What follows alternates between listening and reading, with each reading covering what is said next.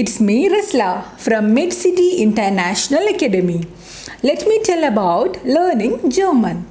Central യൂറോപ്പിൽ മെയിനായിട്ട് use ചെയ്യുന്ന ലാംഗ്വേജാണ് ജർമ്മൻ.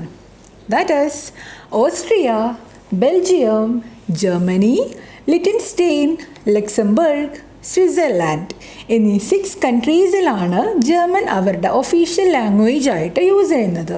എന്നാൽ പോലും 78% of the world's total German speakers are from Germany itself. ഒരുപാട് ജോലി സാധ്യതയുള്ള ഒരു കൺട്രിയാണ് ജർമ്മനി. അപ്പം ജർമ്മൻ ലാംഗ്വേജിൽ 6 ലെവൽസ് ഉണ്ട് എന്നുള്ള കാര്യം നിങ്ങൾക്കറിയോ? Yes, A1, A2, B1, B2, C1 and C2. ഇതാണ് ജർമ്മൻ ലാംഗ്വേജിലെ 6 ലെവൽസുകൾ. A1, A2 ബേസിക് ലെവലാണ്. ഈ ലെവലിൽ alphabets, words, sentence, basic grammar എന്നിവയാണ് പഠിക്കാനുള്ളത്.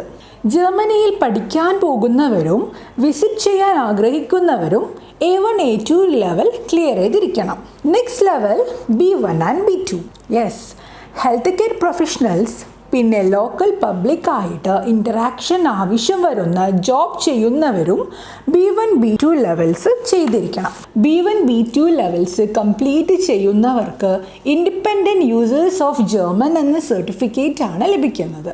ഈ 2 ലെവൽസിലും ജനറൽ കോൺവെർസേഷൻ, ഫെമിലിയർ ആയുള്ള എല്ലാ ടോപ്പിക്സിനെ കുറിച്ച് സംസാരിക്കാനും ബ്രീഫ് എക്സ്പ്ലനേഷൻസ് ആൻഡ് ഒപ്പീനിയൻ നൽകാനും സാധിക്കും.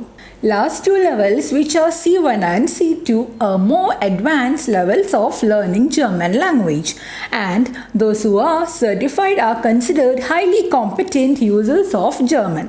So, hope you have a clear idea of the different levels involved in learning German. For any further queries, contact on the phone number provided or simply send it as a comment to this video. This is Risla signing off. Thank you.